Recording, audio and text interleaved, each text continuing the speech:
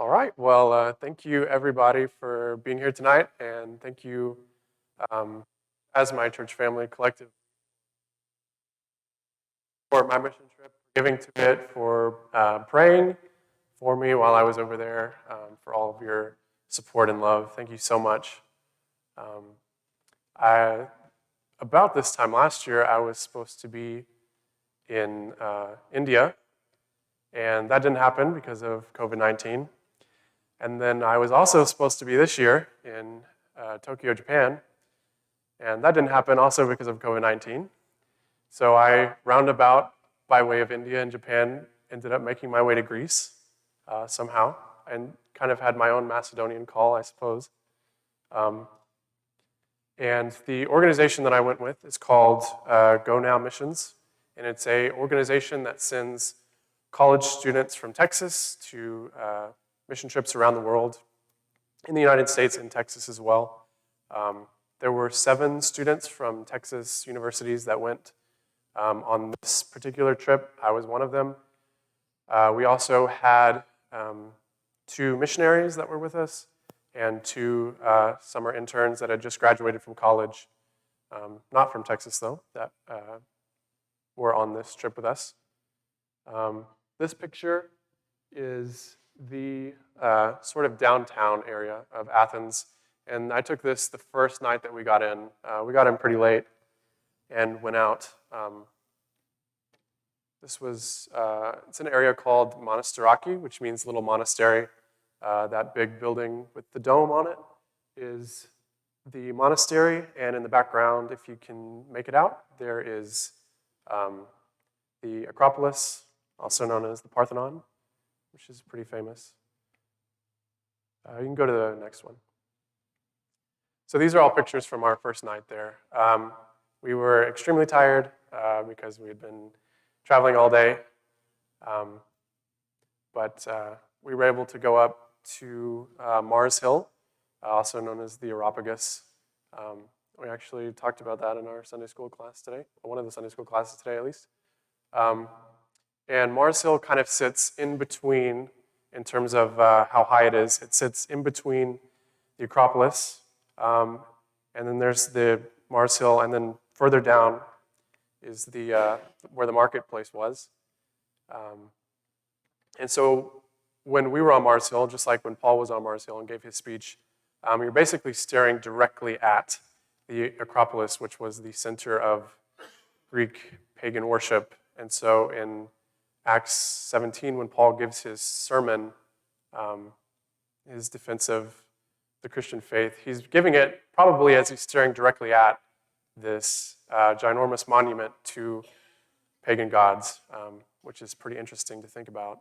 And we had some time to reflect up there as well about our trip and what we were there to do. And it was really a really nice way to start our night. Also, this picture, let's see, this one, it looks like a gate almost, and that's what it is, like an entryway. And that was the entryway to the marketplace. So we kind of made our ascent up past the marketplace and then to Mars Hill. And obviously, you'll notice something. All the pictures that are taken at night, everything is lit up very well because they're very proud of all of their old stuff, so they like to display it at night because they think it looks better that way. There's a picture of our team, all of us students there, and we were all pretty tired that day. Next one. Okay, so this would have been on Monday morning. First thing that we did was we spent just a little time to kind of get oriented in the city. It's pretty big. It has about 5 million inhabitants, so it's really big. Very hard to get around because none of the roads make any sense and nothing is labeled. So none of the buildings are labeled, so you don't know which street you're on unless you have Google Maps set to English. So we were finally able to make our way up to the Acropolis on this day on Monday. Here's our team again. That lower picture is the view out of our apartment that we rented for the week. The area that we were staying in is called Victoria Square, or in Greek, Victoria. Square. I don't know why they named it that. But anyways, it's a pretty lively place, really large refugee population. It's pretty busy from about 11 a.m. till about midnight. And that's like women, children, men, from like 11 a.m. to midnight. So it's pretty interesting. I mean, you've probably seen pictures of the Parthenon before. It's pretty famous. They're in the process of kind of doing some restoration on it. That's why it has some like wiring on it. They're fixing it right now.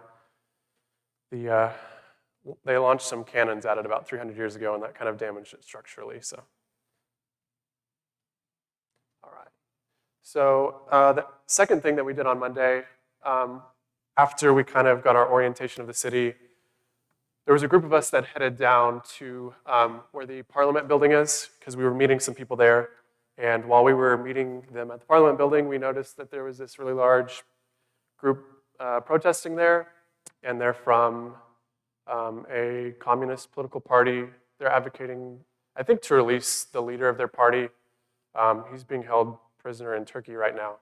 And so we kind of got to see that demonstration, which was interesting. But we met our first group of refugees there. It was a family. I will talk a lot more about them later, but they came to Greece from Iran, and essentially it's 3 generations. So it's the grandfather, the father, and then his wife and kids. And they basically just hiked across the entire length of Turkey, because Turkey from one end touches Iran and then one end touches Greece, and they hiked the entire length to cross the border to get into Greece. So they're pretty hardy people. They've been through a lot. And so we met them there to start preparations, because the very first ministry opportunity that we had was that the missionary that lives there full-time had a group of refugees that he had been working with, that he'd been building relationships with for about 3 years at that point. And he had invited them over to our apartment that we were renting to have dinner, which was kind of going to be our introduction to them. We would work with them periodically throughout the week and a half that we were there. And so this is one picture. This is, it's 3 of us students, and then the guy in the white is from Iran as well. And then there's another picture, some more of us gathered in the living room of our apartment. So that first night for dinner was pretty interesting, because all of the women, I guess in that culture, in general, if you invite somebody over to your house, if you invite somebody for dinner, that is like an all-day affair. And so the women showed up at about, probably 2 or 3 o'clock, and they said, we need a big pot to cook rice. And we're like, well, these are the biggest pots we have, it's normal size. And they said, no, that's not good enough. And so they left. And they came back 40 minutes later with the biggest pot that I have ever seen in my life. The pot was like that big to cook rice in for everybody. And so I was like, okay, we're having rice tonight. And they spent all day making dinner, and it was actually really delicious. It wasn't just rice. There was chicken and a lot of other stuff as well. But yeah, we got to basically meet them, hear their stories. Obviously, they were curious about why we were here, so we got to share a little bit about our stories and what we were doing in Greece. So it was just a really good first night to meet them, to get to know them, and I'll probably tell some of their stories later in the presentation. And then this other picture here, that would have been the ancient gate of the city. So Paul would have probably entered through that archway in his way into Athens. That was built by Emperor Hadrian, I believe. All right, so after that first Monday, Tuesday and Wednesday were really, really busy for us. We went outside of the city of Athens a little bit out in the country. There's a camp there called Cosmovision Center. It's run by the Evangelical Church there in Greece. It basically exists for the churches there, but also they have a very large refugee ministry that they run out of that, and several other places as well. And so we, both on Tuesday and Wednesday, we had two different groups of refugee families come to the Cosmovision Center. They had just gotten to Greece, like probably within a couple months, I think. Spoke very little English. They speak Farsi. They were from Afghanistan, and they had basically had to come because the Taliban is starting to take over Afghanistan again. And when you start asking people, why did you come? And they're like, well, because my kid's school had a bomb detonated on it. You're like, yeah, it kind of makes sense why you would need to leave. So it was mostly, I'd say mostly women, little kids, and then older men. But it was basically just an attempt to welcome them into the country, to welcome them to Cosmovision Center, to show them the love of Christ, which we tried to do. We had a meal with them and a clothing distribution as well, because they come with very little clothing and they need as much as they can get. So one of these, the top left picture, we're just sitting and talking with them. If you go to the middle upper picture, we're playing rock, paper, scissors with them, which apparently does not culturally translate to people from Afghanistan, so it's a little difficult. Then we made balloons for them, and the kids loved that, and they also loved popping the balloons, which was fun. Lower left picture, that's our group with the two leaders of the Cosmovision Center. It's the gentleman second from the right. He's Greek. His name is Mihalis, and he runs, I guess it's like the director of the Cosmovision Center there. He's a really good guy, has a really, really big heart for refugee ministry.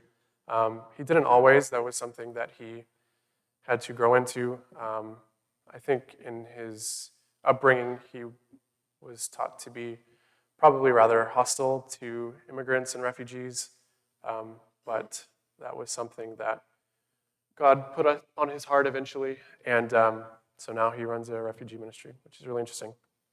That is a kid trying to learn how to play American football, because they do not play American football in Afghanistan, and they all thought it was like the strangest thing ever, and they wanted to try. And then this is another picture of us talking to the kids. You can go to the next one.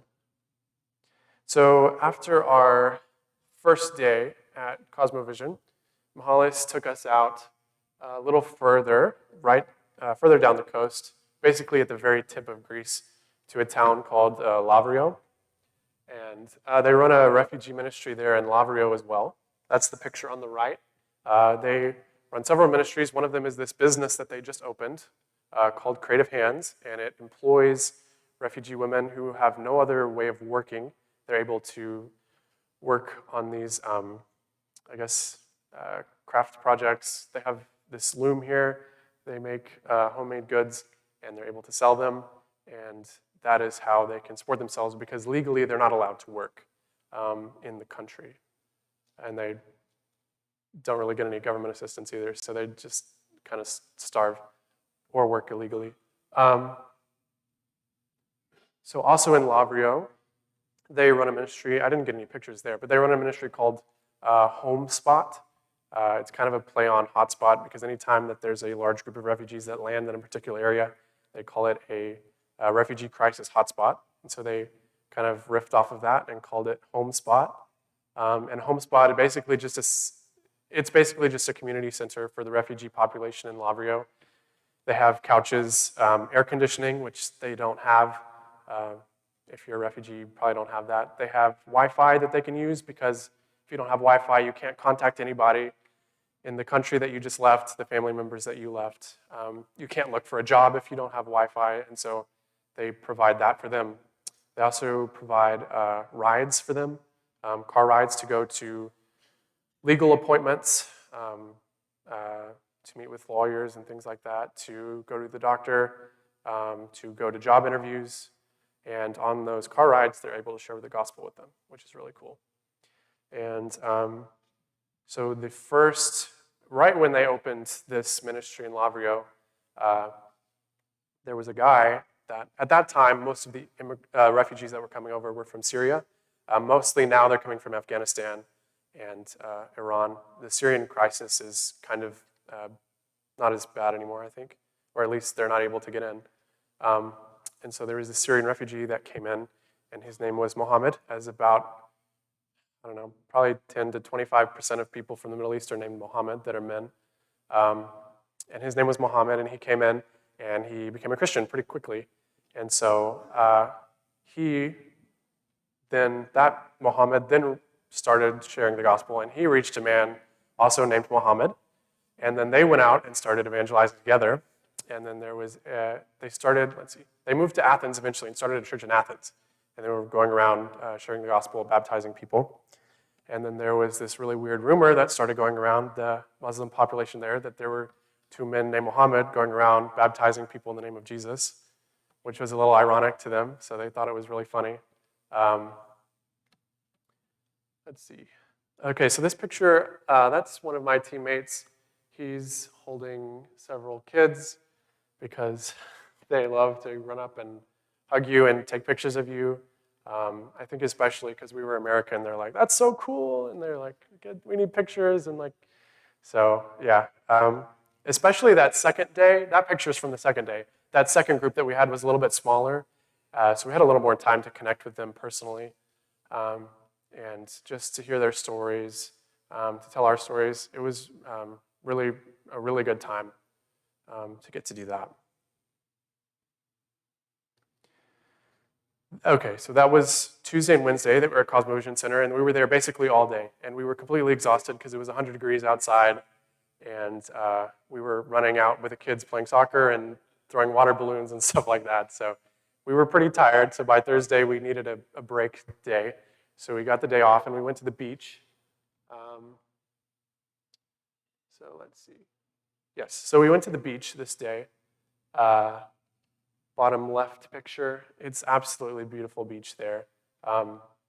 This was on the nicer side of town, which meant that everything was a little more expensive, but it was definitely worth it. It was really nice. Also, we had the opportunity to go to the original Olympic Stadium, which is the upper left and bottom right pictures. They built it back in early 1900s, late 1800s, held the first modern Olympics. And it was a little sad, to be honest, to be there because I was supposed to be in Tokyo for the Olympics doing a mission trip, but that didn't happen. So it was kind of like, okay, well, I'm here instead. But I'm there on the Olympic podium pretending that I'm good at athletics, I guess. And then that evening, so we were all good and rested up and sunburned from the beach and all that.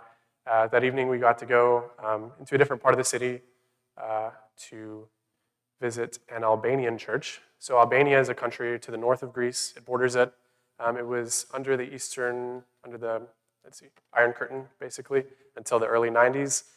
Completely atheist, no religion allowed legally. The people that were religious were probably Muslim background because that area was previously controlled before communism, by the Ottoman Empire, which was Muslim. And so in the 90s, when the Iron Curtain fell, a bunch of American missionaries poured in, and a bunch of Muslim missionaries from Turkey poured in as well. And so from that point on, there's kind of been this tension between Christian and Muslim missionaries. But most people now are either Muslim or Christian. This is our team with the pastor of this church and his wife. They're both Albanian. They immigrated to Greece in the early 90s when communism fell because they were like, yeah, we need to get out of here, go someplace that has a little more in it because Albania is pretty rural. It doesn't have a lot. They were both Muslim background, but atheists technically because religion was illegal. Then communism fell. They both became basically marginal Christians when the missionaries came in, because it was the new cool thing to do. And then only later in their life really accepted Christ and started following him and then started this church in Athens that is in Albanian. It's mostly for people from Albania that moved to Greece. And so the Albanian population in Greece does not have the best reputation. They kind of have the reputation that the Italian population in the U.S. had around like the 1920s, which was that, what are they doing here? They're not, why don't they go back to where they're supposed to be? They're thought to be pretty like lower class, and most of them work in like handyman jobs. They also have a lot of mafia ties in the Albanian community, so kind of like the Italians here. They're not exactly well looked at by the Greek population, but they're doing fairly well for themselves. And there's also, at this Albanian church, it's called Porta, they run a English language ministry, so they teach English classes there to Albanian immigrants to Greece that are trying to learn English. So we got to help with that a little bit. They were having their final exam for the semester for their English classes, but we got to go in and speak with them, and they were super excited because they don't ever get to practice their English with people who actually know how to speak it. They were really excited to actually get to talk to us. So that was really cool. It was really good to meet with this pastor and his wife. They're really, really nice. They have teams from the U.S. come over all the time and do mission trips. They fed us dinner.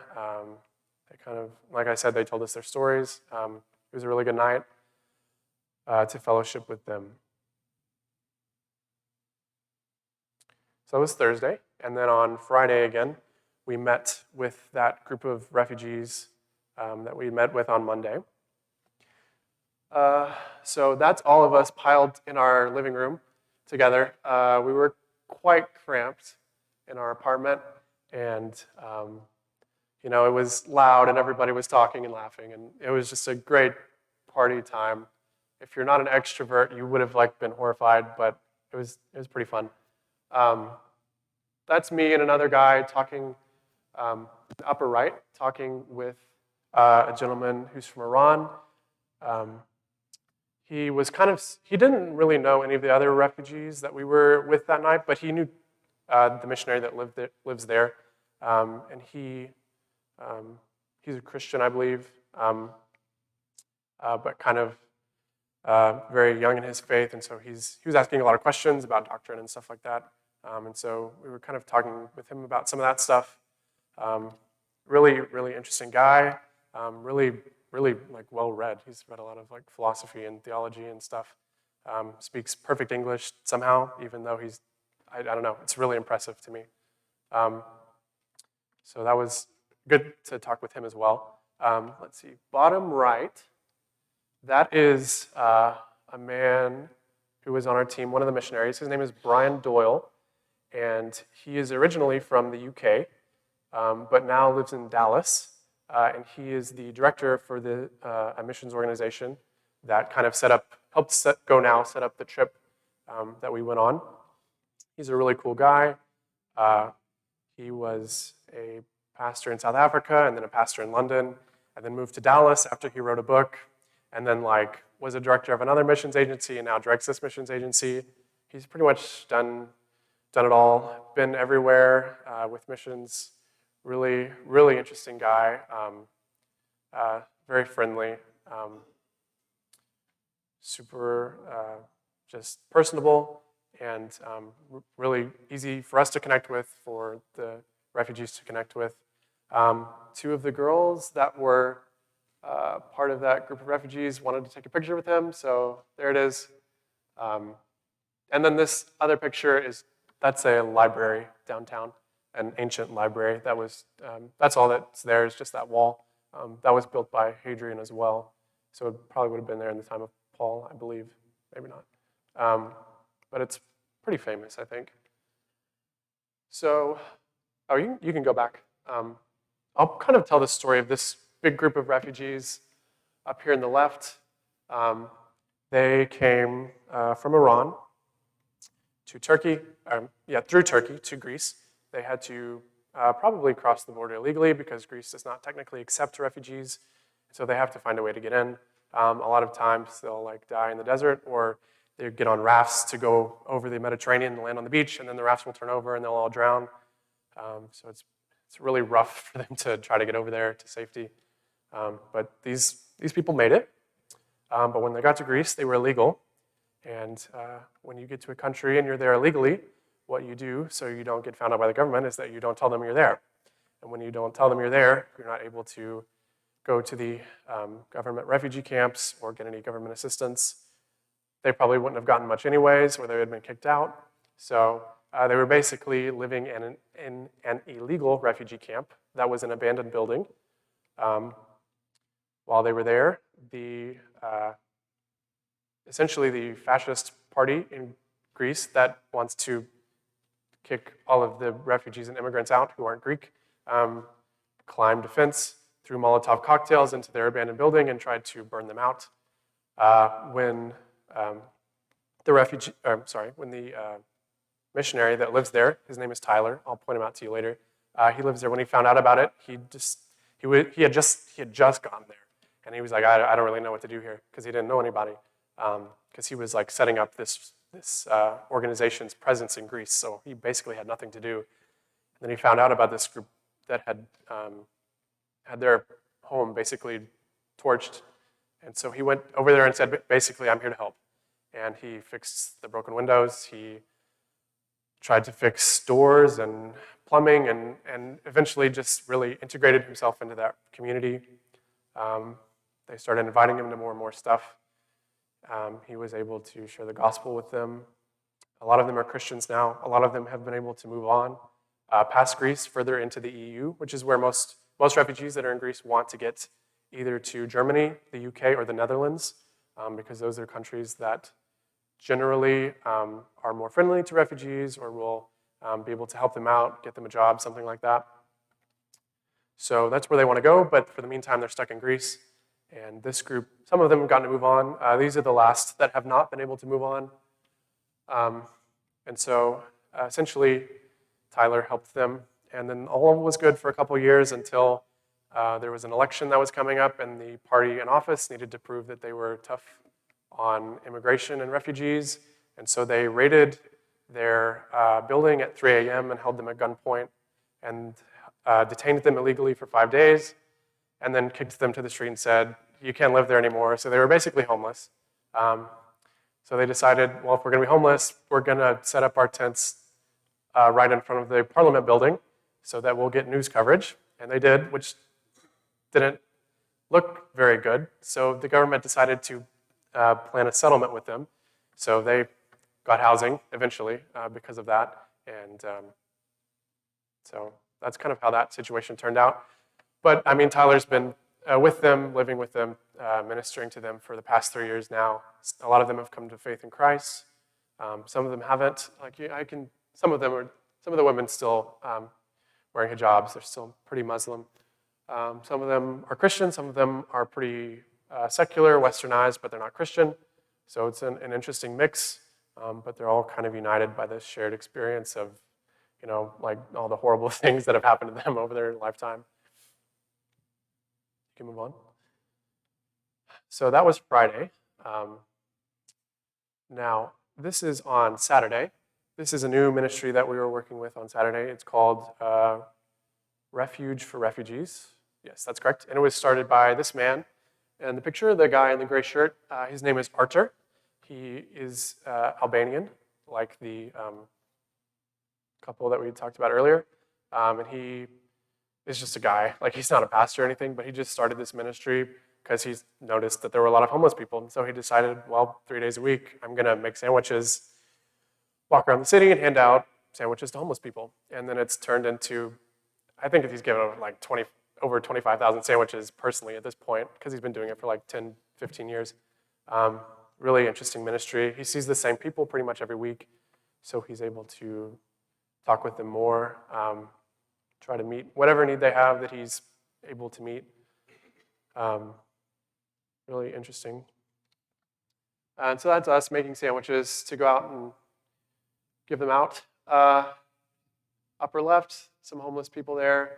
Most of the homeless population are refugees because if they're not in a government-sanctioned refugee camp, they don't have anywhere to go. They can't work legally. So they pretty much just live on the street.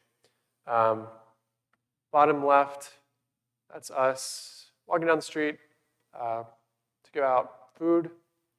And then there's a homeless guy who's sleeping in his sleeping bag. There were a lot of places that they kind of try to make a home. You know, they kind of leave their stuff there and build it up as much as they can. And a lot of times they weren't around, so we would just, if Archer said, "Oh yeah, I know that guy," we would just leave the stuff there, and they would come by at night, probably when it was cooler, they would get the stuff. So able to do that. There was a lot of interesting homeless people that we got to talk to.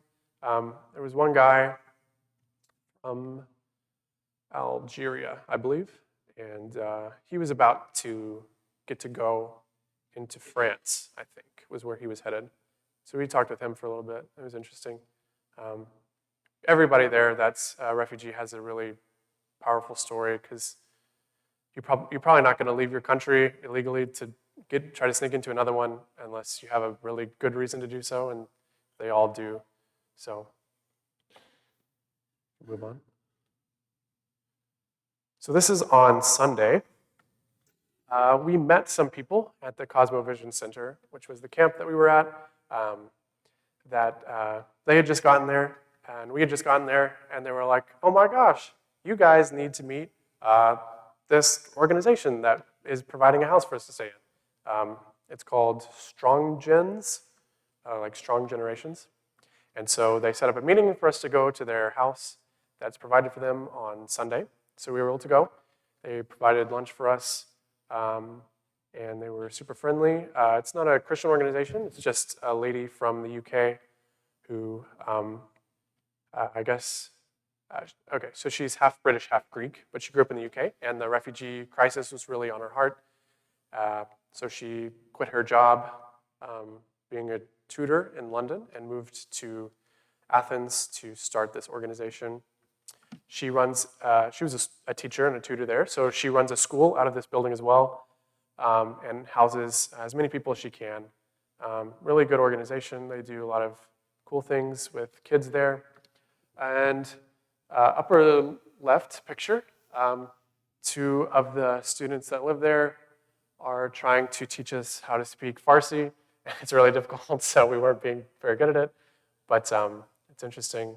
There's some interesting parallels between that language and Hebrew, and Arabic as well. So it's a little interesting if you know like a couple words in Hebrew. And then bottom left is the picture outside of their house that they live in. And so I'll talk just briefly about kind of how Athens is built as a city. So everything looks like pretty much exactly like that, unless it's like an old building or a government building. All of the first level is usually shops or businesses or a lobby, and then second, third, fourth, fifth, sixth level is apartments, and that's pretty much the entire city. That's how it's built. It's very hilly, as you can see. Kind of this road goes up and down. So yeah, there's not really houses there, pretty much just apartments. Some nice apartments, but apartments. And then this picture on the right, it's on Sunday night. And so the lady in the middle there, and the lady on the left, they're both refugees from Iran. The lady in the middle, her name is Fereshte. And she was getting to go on Monday. So the next morning, she had like a 6 o'clock flight to get to go to Germany. Finally, after like 3 or 4 years, she was finally getting to go to Germany. She had actually sent her 2 children ahead of her to Germany so that they could get to safety.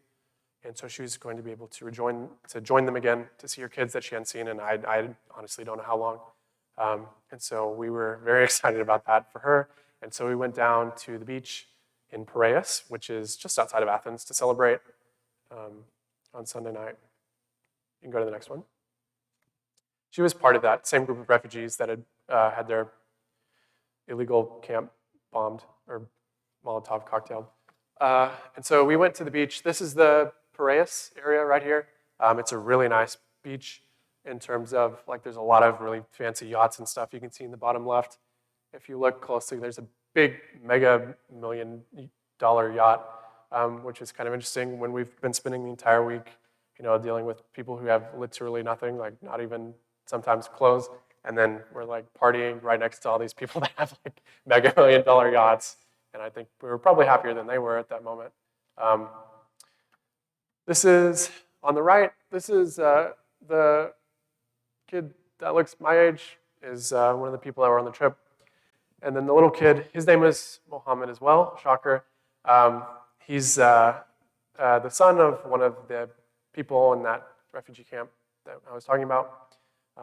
Really cool kid, really good at soccer, super friendly. I was surprised about a couple things about Greece. One of them was how friendly everybody was, honestly. Greeks, Albanians, Iranians, Afghanistanis, Afghans, literally everybody, super, super friendly, very nice. Even if they didn't speak any English at all, they would make the utmost effort to try to communicate with you in some way. Very nice people, all of them, which I was a little surprised at. I don't know why. And then also surprised how extremely well behaved all of the children were, all of the refugee children. Their parents do a very good job in raising them, at least to be behaved. This guy's dad basically strapped 2 kids on his back and hiked across the entire length of Turkey with heart disease and diabetes. I don't know how they survived. Like, they probably all should have died in the desert, but somehow, by miracle, they didn't. And he really, really loves his family a lot. And by the end of the trip, he kind of decided to include us in his family and was, they were all hugging us and saying how much they wanted us to stay and, how much it meant. And it didn't really seem like we did a lot because we were just there to talk and have a good time with them. But if you're a refugee in Greece, you're pretty much completely dehumanized, probably, because you're really, to the population there, you're probably pretty much just an issue, not really a person. And so it was really powerful to them. And I think a powerful example of the gospel, that we were able to just see them as human beings that needed love and care. And we did that in the name of Jesus, which was really powerful to them because they don't get that there. You can go to the next one. So that was on Sunday. And as we knew that fresh day, who was leaving to go see your kids in Germany, we also knew, I'll tell their stories. So there was a man named, I don't remember what his name was. But anyways, he was getting to leave to go to the UK. So we were really happy for him too. He didn't have a visa to go. He just flew over there and is going to try to stay. And hopefully it goes well for him because he basically wasn't going to be able to continue to live in Greece anymore. So I'll be praying for him and his situation. And then his best friend is named Sopan. And Sopan is from Iran as well. He was a political activist in Iran, and the government didn't like that because they don't like people who criticize their authority, and so they were going to throw him in jail. But he got tipped off that they were going to pretty much murder him as soon as he went in jail. So he decided to leave before they could do that and made his way to Greece. He was able to get his papers to be legal, and now he's working. He's a computer scientist, really, really smart guy, really bright. He wants to come to the US eventually, and if he ever makes it, I'll definitely meet up with him and talk with him. So that was all on Sunday night that we left those people. Monday morning, we headed out to the north of the country, to the area of Macedonia, which is really, really beautiful. On the way, we were able to see Mount Olympus, which is the bottom picture here. I don't know if you can tell, but the top of the mountain is kind of always covered with clouds, which is why the ancient Greeks thought that's where the gods resided on Mount Olympus, because in their imagination, that was where heaven and earth met. So that was where the gods resided. It's really pretty. Unfortunately, our best view of it was at a gas station. So, but we were able to see Mount Olympus, some other cities, and then made our way up to, in our English, we call it Thessalonica. There they call it Thessaloniki. There's this really famous tower on the upper right picture there called, it's just a tower that was built by the Ottomans back probably 500 years ago. It's a big symbol of the city. And then this umbrella statue thing that we're behind on the left is another famous picture of this, or symbol of the city. It stands for protection, because the name Thessaloniki has something to do with protection or coverage, something like that. And so it's kind of become a famous symbol of the city. That's the guys of our trip, the guys that went on it. We took a picture in front of it. Thessaloniki is really, really beautiful. I think it's more beautiful than Athens. It's a little better maintained. It has a really big student population. There's actually some talks of starting a student ministry there, but it kind of fell through, and so I don't know what the status of that is, but that may get started up eventually. Really beautiful city, ancient city as well. Paul stopped on his way through there too, and so, yeah, cool city. So that was on Monday. On Tuesday, we headed even further north and towards the Turkish border to the town of Lavrio, which in the time of the Bible was called Neapolis, which is where Paul landed in Greece and thereby in Europe. And I think most of us probably have European ancestry in here. And so that means that this is where the gospel came to Europeans in general, which means that it came to us. So we're very thankful that Paul landed at this place. This bottom right picture, that kind of sea pier thing, it's just stone, but that's where Paul would have landed. It's called the Steps of St. Paul. It's where he would have landed in Neapolis. The town today is called Kavala. It's probably a Turkish name. Beautiful town, really, really beautiful town. It has a beautiful fort. You can see behind us in the top, the old section of town is built on a hill, and at the top there's this fort. And I actually got to climb up there, and it was really beautiful, really old. Everybody was looking at me like, what the heck are you doing here? The tourists aren't supposed to make it past our Ottoman wall from 500 years ago, but I found a way.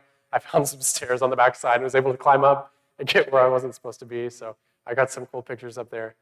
And then this is a left picture. This is a aqueduct, probably Roman or Turkish. I don't know. Probably Turkish, to be honest. It's really cool. And so Kavala, also called Neapolis, is where Paul came to Europe. Later that day, we went, because it's right down the road, it's pretty close, to Philippi. Paul had quite a few things happen to him there as well. It's where the letter to Philippians was written. The letter of Philippians, rather. And so we were able to go, bottom left is the ruins of Philippi. It's rather extensive. It's quite a big section of ruins. It was a rather large town at that time. It was the capital of the area of Macedonia. It was founded by Alexander the Great's father. This general area, this and Thessaloniki, would have been the stomping grounds of people like Aristotle and Alexander the Great, and then St. Paul eventually. So it's really extensive ruins, really, really interesting if you like history or anything like that, or biblical studies, biblical archaeology, really fascinating.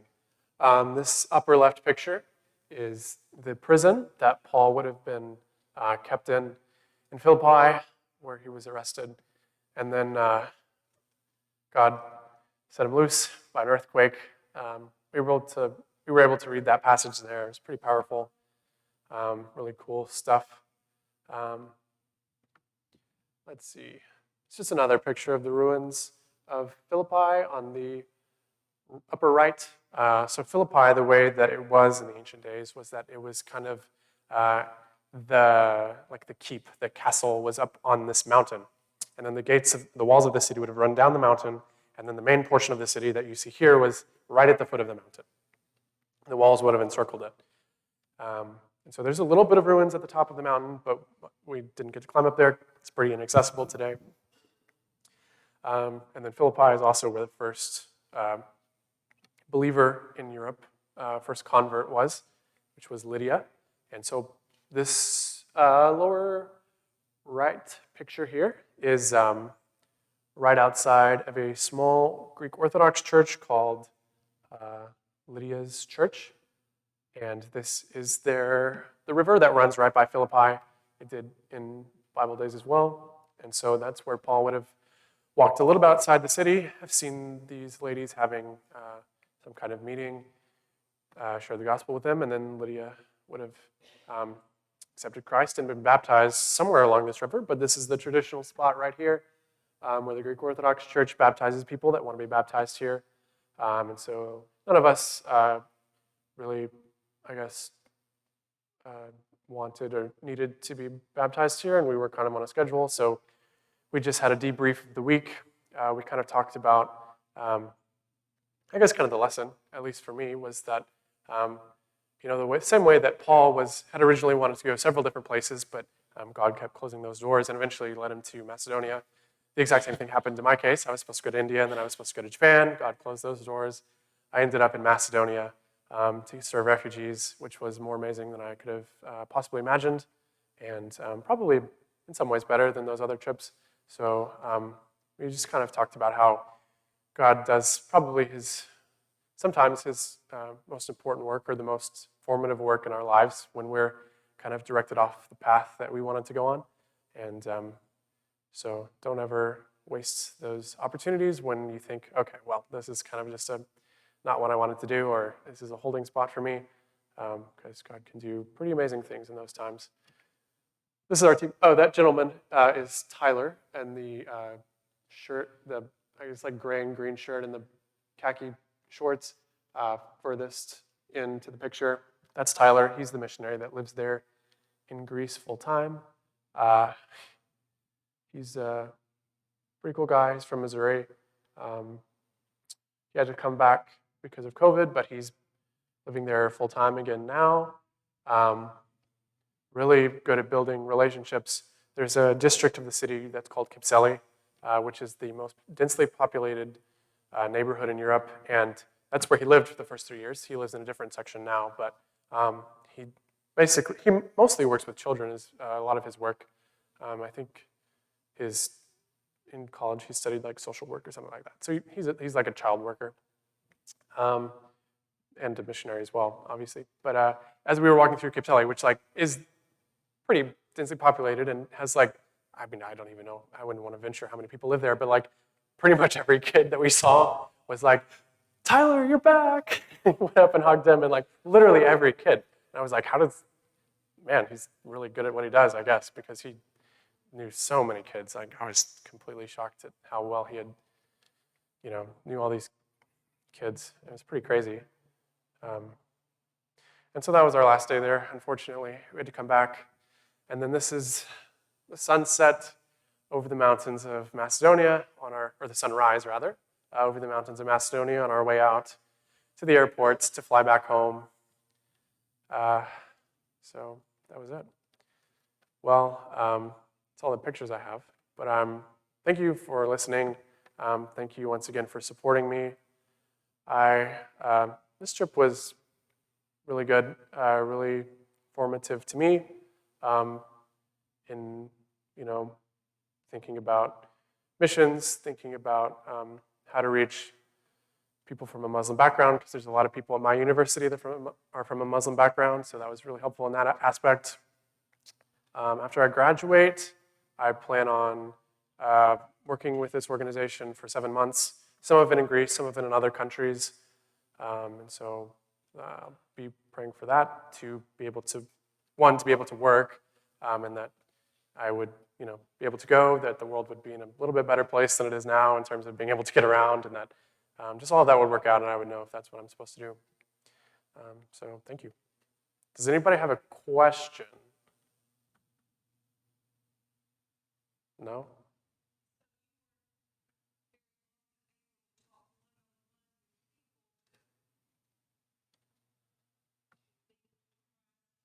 Not as much. Not as much, especially at especially at Cosmovision. There was a brand new group to the country. Cosmovision had to establish a relationship with that group first before they would be allowed to return. And so essentially we were trying to prove to them that, yes, we actually care about you, we love you, And now, because we did a good enough job, they're coming back, and so they'll be able to share the gospel. The interesting thing about people from, I guess, the Middle East generally, and specifically from that are Muslim, is that it takes a very long time to usually successfully share the gospel with them. That timetable is usually 1 to 2 years, because they're not going to listen to anything that you have to say until they know that you love them and want the best for them first. Until they establish a relationship, they're just not going to listen to you. And so I think that was probably the most important work that we were doing, was ministering to the people there that are ministering and being able to help strengthen that trust that they have in the Christians there.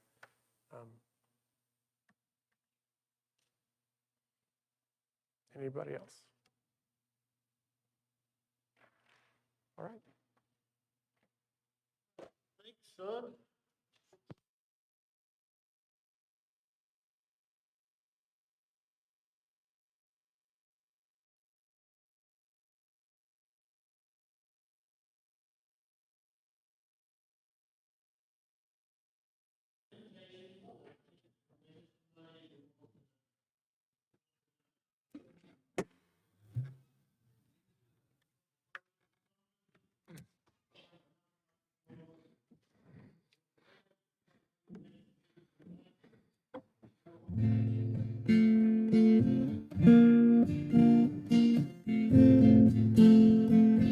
It's called No Longer Mine But Yours. No longer mine but yours.